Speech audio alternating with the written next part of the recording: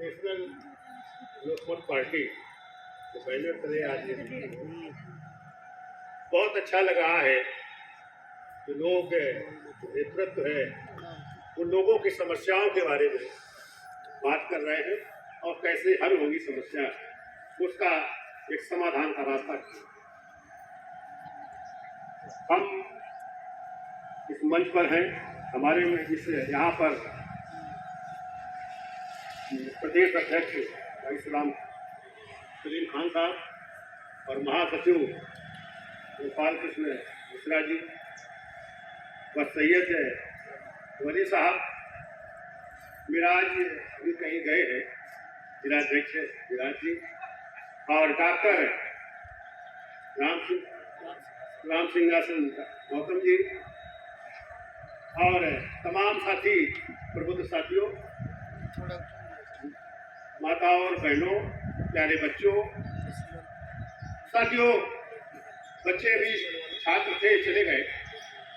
छात्रों को बैठना चाहिए था, लेकिन हम किसी पार्टी की तरफ से नहीं थे।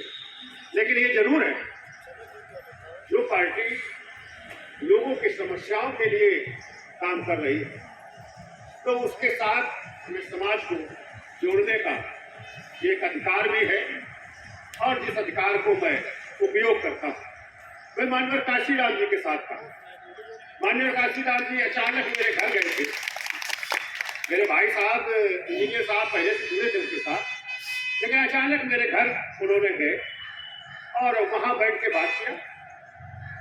तो साथियों, मैं उस बामसेप है उसका हिस्सा बना और उस बामसेप उस समय बहन मायावती ने खत्म किया तो उसका एक टैलेंट सेंटर बनाया गया, एक विद्वानों का एक सेंटर बनाया गया। ये जो लोगों की समस्याएं हैं देश में, जो इनके हालात बने हैं, इनको हल करने के लिए ये एक ऐसी विचारधारा है जो लोगों तक पहुंचाई जाएगी। उसका मैं प्रदेश का प्रभारी भी रहा। दूसरी बात, तो ये आरक्षण जो गया है तो मैं इस जिले में भी 3 मीटिंग किया है। ये राष्ट्रीय भागीदारी आंदोलन उसी समय बनाया गया था, क्योंकि मैं ट्रेड यूनियन का लीडर हूं। तमाम जो निगम है आपके प्रदेश में उन सारे निगमों का मिलता है, लेकिन राष्ट्रीय भागीदारी इसलिए बनाया गया कि प्रेस के लोगों ने जो हमसे पूछा था, सवाल किया कि आपको आरक्षण जो खत्म हो रहा है तो वो समाज जो दूर दराज था, जिस मान सम्मान से दूर था, जो सामाजिक स्तर से दूर था, शिक्षा से दूर था, उनको एक लाने के लिए, एक साथ खड़ा करने के लिए जो आरक्षण की व्यवस्था की गई थी, अब वो खत्म हो रही है। आपका इसमें क्या रहेगा इसका, क्योंकि आप बड़े लीडर। साथियों, मेरा जवाब उसमें यही था कि सबसे पहले मैं संघर्ष उसका करूंगा कि देश भागीदारी के साथ चलना चाहिए, या देश संविधान से चलेगा। भागीदारी का उसमें सिद्धांत दिया गया है। जो यहाँ की सरकार बनती है वो लोकतंत्र से बनती है, अर्थात प्रतिनिधित्व से बनती है, लोगों के वोटों से बनती है। तो फिर यह देश भी उसी तरीके से चलेगा। इस देश में सबकी भागीदारी होगी और हमने निर्णय लिया कि हम ये तमाम जो नेतृत्व है ये सब छोड़ देंगे, हम केवल भागीदारी के साथ। तो साथियों, उसी पर मैं खड़ा हुआ जिसमें बहुत बड़ी जमात बनी। इस भारत के स्तर पर सबसे बड़ा भागीदारी का नेतृत्व खड़ा हुआ। लेकिन साथियों, इस देश के जो नेतृत्व है, जो राजनीतिक स्तर है, उसमें सब कुछ हो। हमारे साथ के लोग कौशल, मुमताज, डॉक्टर निर्मल, ये सारे लोग वहां रास्ता अपना ढूंढ लिया और वहां चले गए जिनके हम विरोध में थे। तो साथियों, लेकिन मानवर काशीराम जी के साथ करने के जो मेरा अनुभव था, उस अनुभव को मैंने नहीं खोया, क्योंकि हम अगर समाज में है, अगर हम ऐसे समाज में जन्म लिया है, तो हमें उन लोगों को जो इंसान से दूर है उन्हें इंसान बनाने का रास्ता देना होगा। तो माननीय काशीराम जी के उन सिद्धांतों को मजबूत करने के लिए हम राष्ट्रीय भागीदारी आंदोलन को आज भी चला रहा हूँ। हमसे सारे पार्टियों के लोग जो मिलते हैं, चाहे भाजपा के 2 बार मेरे पास पिछली सरकार में प्रस्ताव गए राज्य मंत्री बनाने, तो हमने कहा नहीं, हम भाई ये आंदोलन चलाएंगे। इसके साथ अगर आप चाहें तो हम आपके साथ काम कर सकते हैं, क्योंकि आप जो है भागीदारी का सिद्धांत अपनाइए। यह देश भागीदारी का है, केवल कहने से नहीं चलेगा। आज मेरी बात को मोदी साहब भी कहने लगे और वो कहते हैं हमने आवास की भागीदारी दे दिया, वो कहते हैं हमने जो है गैस चूल्हे की भागीदारी दिया, गैस सिलेंडर की भागीदारी दे दिया। मेरा कहना है तो न्यायपालिका में भागीदारी कब करोगे? भागीदारी उस प्रशासन में कब करोगे? भागीदारी उस शिक्षा में कब करोगे? भागीदारी लोगों के कार्य रोजगार में कब करोगे? लोगों की भागीदारी रोटी में कब होगी? जो देश में भूख से मर रहे हैं और लोग 5 किलो अनाज में बिक रहे हैं, तो उनकी भागीदारी कब? तो साथियों, ये देश में अगर भागीदारी सिद्धांत को समझ जाए तो भागीदारी से सरकार कितनी भी विरोधी हो, लेकिन आप देश का अपना नेतृत्व कर,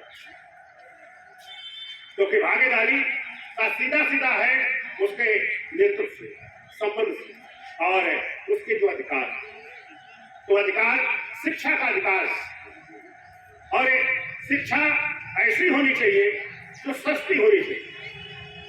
जिसे आप फ्री कहते हो तो हम फ्री नहीं कहते, लेकिन सस्ती कहते हैं।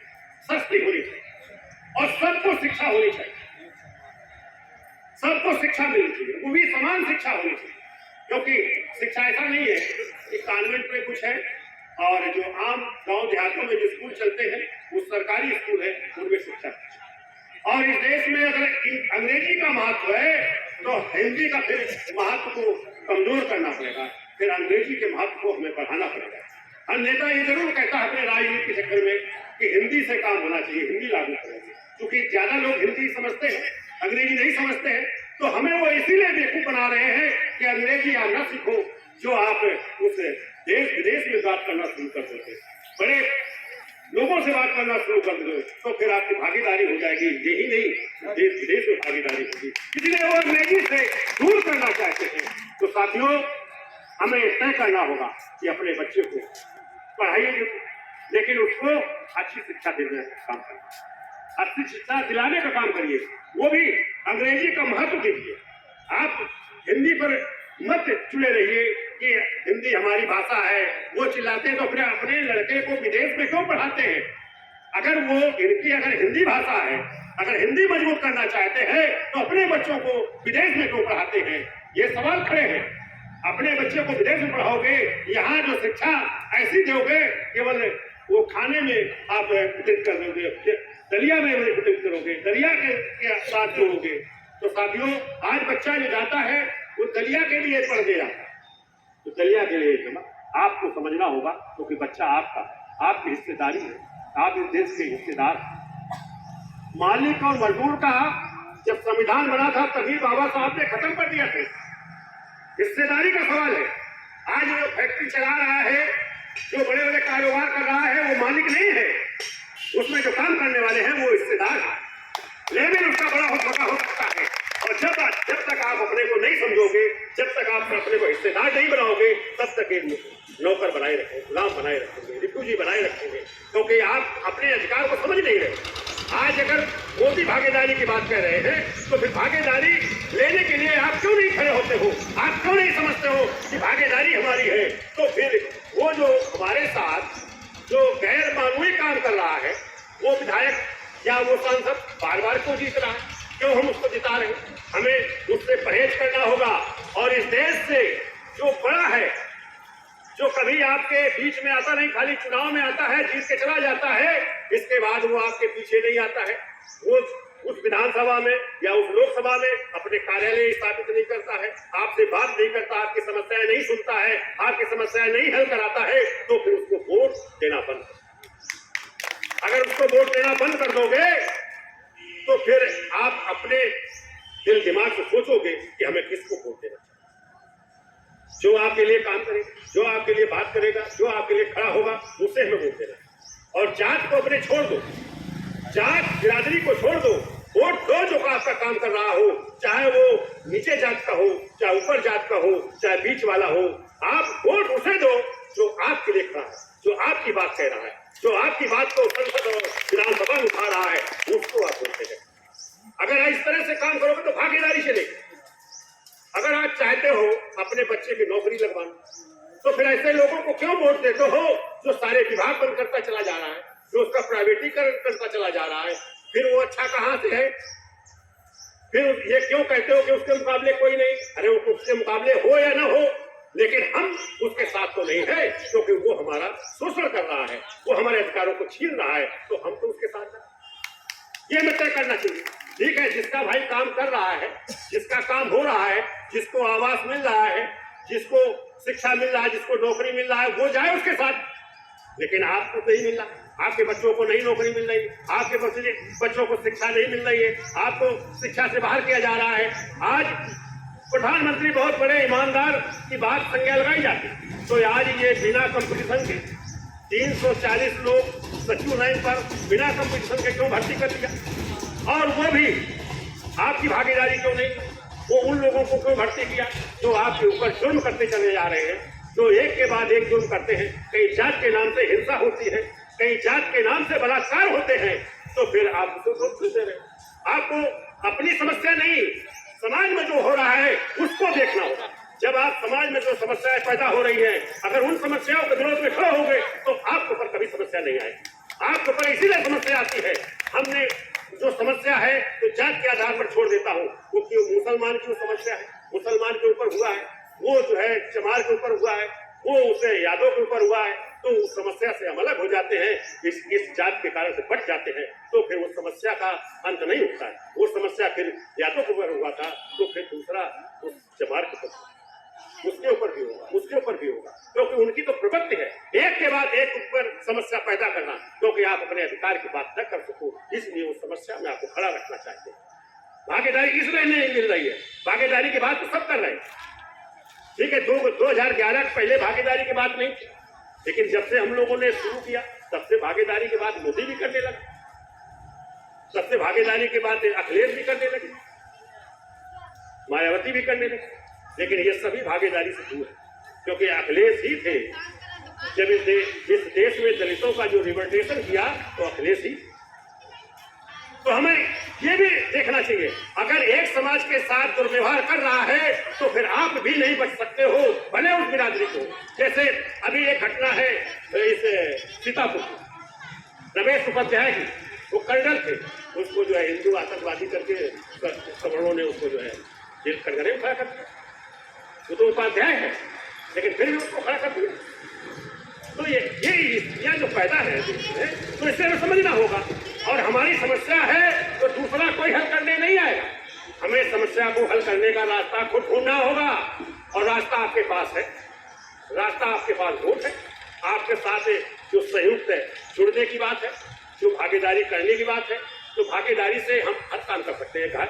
हम ग्राम पंचायत के चुनाव को भागीदारी से जीत सकते हैं, हम नगर पंचायत के चुनाव को जीत सकते हैं।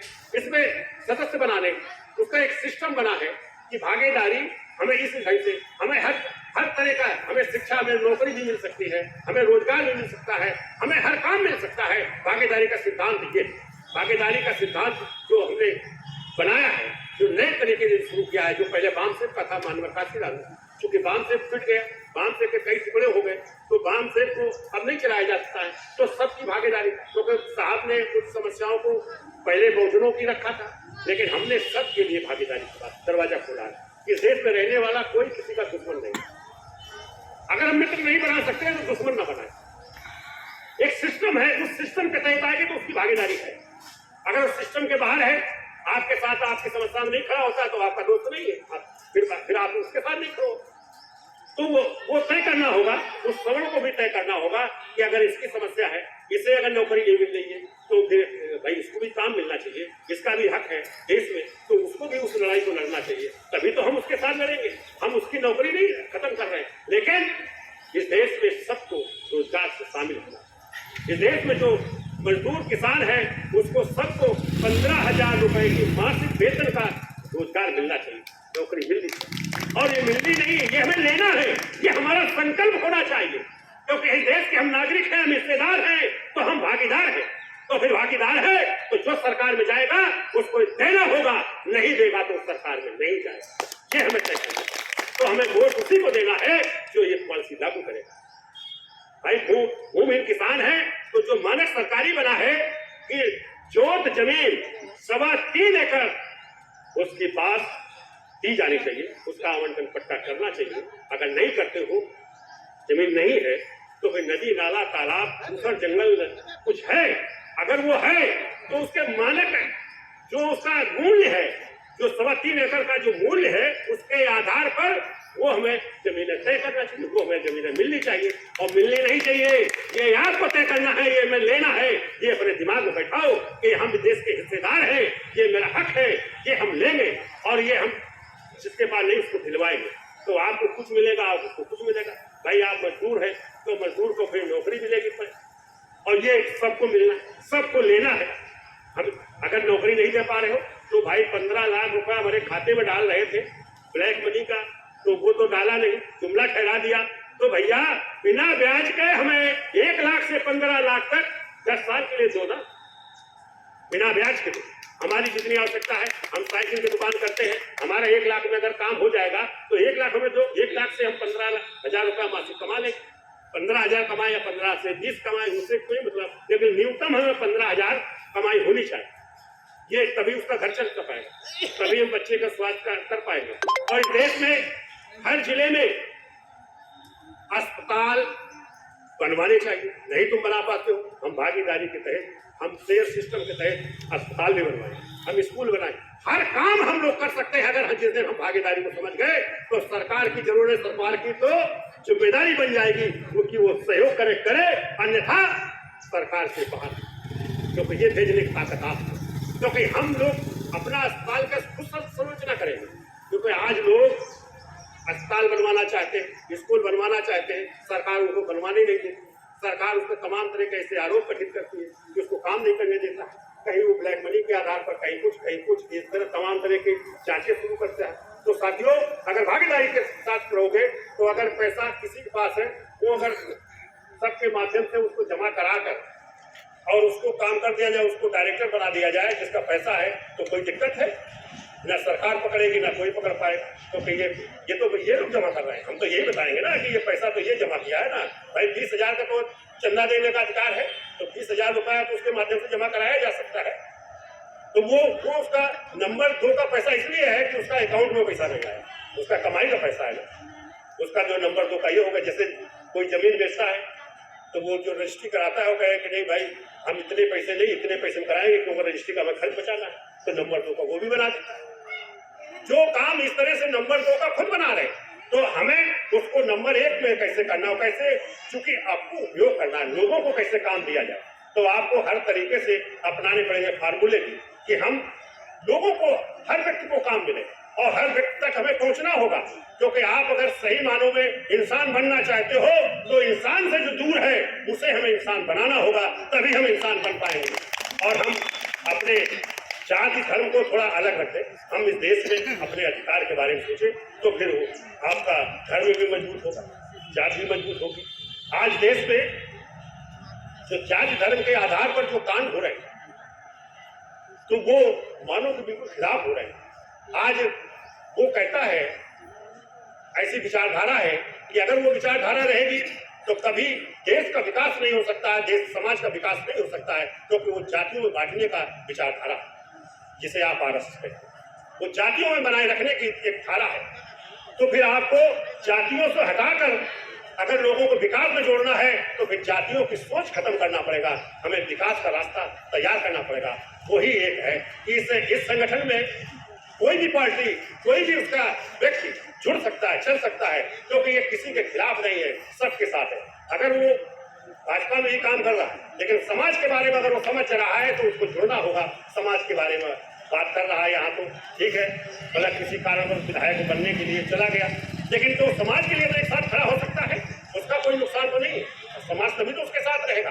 तो ये धारा हमें तैयार करनी होगी, हमें चलाना होगा, तो तभी ये चल सकता है जब हम लोग इस पर तैयार हो, हम लोग इस पर काम करें। और हम लोग पैसा इसमें, जैसे शेयर सिस्टम है तो इसमें शेयर सिस्टम में पैसा किसी का गायब नहीं, वो पैसे का कई गुना देगा। जैसे 5 साल में पहले 5 साल में 2 गुना होता था, आज जो है 7 साल में होता है, लेकिन इसमें 5 साल में 2 गुना आपको मिल जाएगा। ये सिस्टम इस तरह बनाया गया है कि 5 साल में 2 गुना भी मिलेगा और काम की व्यवस्था करेगा। ये एक बड़ा हमको तैयार किया गया है, क्योंकि जब सरकार हमें नहीं करा रही, सरकार तो विभाग बंद कर रही है, कारपोरेशन बंद कर रही है, हमें जो है फुटपाथ पर ला रही है, हमें 5 किलो गेहूं मिला दिया और कल वो 5 किलो गेहूं भी बंद कर देगा, तो फिर वो स्थिति पैदा कर देगा कि जो पहले कभी हुआ करती थी कि पीछे झाड़ू आगे मटकी बांधी जाती थी। इसके बाद वो एक सुई के बराबर, लोग के बराबर उनको अधिकार देने के लिए तैयार नहीं थे। जो आपको एक घटना बताता हूँ, जो 1818 में घटना हुई थी पेशवा सरकार से, पेशवा राज्य में, तो उसमें जो है महार समाज के लोगों ने, चूंकि महार समाज के उस इलाके में रहते थे, 7 जिलों का एक प्रदेश था, तो उसमें जो रहते थे तो उनके साथ पीछे झाड़ू आगे मटकी पीछे झाड़ू जो बांधा गया था, वो एक अध्यादेश जारी करके बांधा गया था। सरकार की तरफ से अध्यादेश जारी करके बांधा गया था। जिस तरह से मोदी साहब अपना अध्यादेश जारी करते रहते, जैसे नोटबंदी का किया, जैसे GST का किया, ये सारे जो है ईमानों के खिलाफ है। अब सुप्रीम कोर्ट भी ये कह रहा है कि ये ईमानों के उपयोगी नहीं थे, ये नोटबंदी ईमानों के उपयोगी नहीं, तो अब सुप्रीम कोर्ट भी कहना शुरू कर दिया। तो इस तरह की जो चीजें हैं, तो वहाँ ये कहानी थी। इसके बाद अंग्रेजों का भी वर्चस्व बढ़ रहा था, तो अंग्रेज आए तो महारों से बातचीत हुई, तो महारों ने कहा कि मेरे साथ ये है कि अब हमारा अपमानित कर रहे समाज को पीछे झाड़ू आगे मटकी बांधने का अध्यादेश जारी करके और इसे वापस नहीं ले रहे हैं। उसको उन्होंने बताया कि हमने कई बार कहा है उनसे, लेकिन इसके बाद अंग्रेजों ने कहा कि मेरे संसाधन रहेंगे, आप युद्ध करो। वो तैयार हो गए। 500 महारों की एक सेना बनी, उसके जो कमांडर थे, तो वो फिर इसके बाद भी वो कहे कि नहीं, देश के साथ ऐसा हम नहीं करेंगे। वो महारों के राजा के पास गए प्रस्ताव लेकर कि साहब, हम अंग्रेजों की तरफ से नहीं लड़ेंगे, हम आपकी तरफ से लड़ेंगे, अंग्रेजों को यहाँ से भगा देंगे, लेकिन आप हमें ये जब जीतने के बाद हमें क्या दोगे? क्या ये अध्यादेश हटाओगे? दूसरा, हमें क्या अधिकार दोगे? तो उन्होंने कहा, मैं एक सुई की नोक के बराबर कोई अधिकार आपको नहीं देगा, कोई व्यवस्था रहेगी। अच्छा, इसके बाद उन्होंने कहा, ये जो पीछे झाड़ू और आगे मटकी का है, ये भी अध्यादेश खारिज नहीं होगा। तो उस कमांडर ने कहा कि फिर हम आपसे युद्ध करने आ रहे, तैयार हो जाओ। फिर वो गए, अंग्रेजों से संसाधन लिया, 500 महारों ने युद्ध किया, 28,000 पेशवाओं को नस्ते नाबूद किया और 2,000 पेशवा आत्मसमर्पित किए। साथियों, ये घटना आज मैं देख रहा हूं, जो वीडियो आ रहे हैं, पिछड़ों का जो आंदोलन है, जो दलितों का आंदोलन है, चाहे वो राजेंद्र पाल गौतम का आंदोलन हो, चाहे बौद्धों का आंदोलन हो, चाहे मुस्लिम का आंदोलन हो, इस देश में जो आंदोलन चल रहे हैं, वो उसी दिशा की तरफ जा रहे हैं, उस हिंसा की तरफ जा रहे हैं। इस सरकार को सोचना चाहिए कि हमें देश का जो संविधान है उसे लागू करना होगा, अन्यथा देश में वो हिंसा होगी जिसे रोका नहीं जा सकता है, जिसे आप गृह युद्ध कहते हैं। वो स्थिति पैदा होने की हालात दिखाई दे रहे हैं और ये बहुत जल्द होने का है। तो अब जैसे अभी RSS का घेराव हुआ था, लोग कहते थे कि RSS का घेराव नहीं हो सकता, RSS का घेराव हुआ और फिर उसके लिए अगले साल फिर तैयारी है कि अब की बार बड़ा घेराव होगा और एक समय तैयारी होने जा रही है। एक और बात हम बता दें, जो आज भारत जोड़ो यात्रा चल रही है, बहुत जल्द इस संसद का भी घेराव होगा। ये यात्रा ऐसी नहीं है जो यात्रियों का जो महत्व मिल रहा है, जो मोदी साहब कर रहे हैं या सरकार कर रही है, तो इस देश की संसद का भी घेराव होगा। ये उन्हीं के लोग करेंगे, ये आप सभी लोग शामिल होंगे, लेकिन अगुवाई उन्हीं की होगी। तो ये देश में जो हालात है, मैं सरकार के पास एक पत्र लिखा है कि अभी आप इसको संभलो, इसको रोकने का काम करो। ये हिंसा जो होने जा रही है, इसमें किसी एक के ऊपर नहीं होगा या सवर्ण नहीं मारा जाएगा, इसमें तमाम लोग मारे जाएंगे। यदि खून खराबा होगा, देश का खून खराबा होगा, देश के लोगों का, या जो है खून खराबा देश के लिए बहुत हानिकारक होगा, इसे आप भी नहीं बचोगे। इसलिए इसे रोको तो रोकने का एक ही तरीका है कि सबके साथ न्याय करो, सबको जोड़कर चलो, सबको अधिकार देने की बात करो, नए तरीके से आप सिस्टम तैयार करो। आप RSS को अगर पुराने हिसाब से चलाओगे तो देश में जो नफरत की भावना पैदा होते चली जा रही है, इसको कोई रोक नहीं पाएगा। आप भले जो है चुनाव गुजरात में जीत लो, लेकिन जिसके जीतने के बाद भी ये लड़ाई रुकेगी नहीं, ये लड़ाई बड़ी होती चली जा रही है, क्योंकि लोगों के समझ में आ रहा है कि ये लोगों के खिलाफ है, ये मानव के खिलाफ है, ये जो कार्रवाई हो रही है। इसलिए देश के जो लोग इस तरह के नफरत वाले लोगों जो नफरती फैला रहे हैं, उनको समझना होगा और हमारे लोगों को समझना होगा कि हमें इस हिंसा को रोकना होगा। हम हिंसा नहीं चाहते हैं, हम भाईचारा, प्यार, मोहब्बत चाहते हैं। हम इस देश में सबकी बराबरी चाहते हैं, सबको काम करने का मौका मिले, सबका अधिकार मिले, ये हम लोग चाहते हैं। इसलिए भागीदारी आंदोलन चलाया जा रहा है। इस भागीदारी आंदोलन इस लोगों को कैसे संरक्षण मिले, लोग कैसे मजबूत हो, लोगों को कैसे शिक्षा मिल जाए, कैसे लोगों को भागीदारी मिले, कैसे लोगों को नौकरी मिले। आज नौकरियों से दूर किए जा रहे हैं, जबरदस्ती दूर किए जा रहे हैं। आज एक आधार पर एक समाज को आप ऊपर ले जाए, लेकिन इसके बावजूद भी क्या पूरे समाज को दे दोगे? नहीं दे पाओगे। मतभेद पैदा कर रहे हो, लोगों के अंदर जो हीन भावना पैदा कर रहे हो, तो लोग लड़ने के लिए तैयार हैं, लोग अपने अधिकार लेने के लिए तैयार हैं। तो साथियों, उठो, बढ़ो, संगठित हो, संघर्ष करो, ले लो अपने अधिकार, या देश हमारा है। धन्यवाद साथियों, जय भीम, जय भारत, धन्यवाद।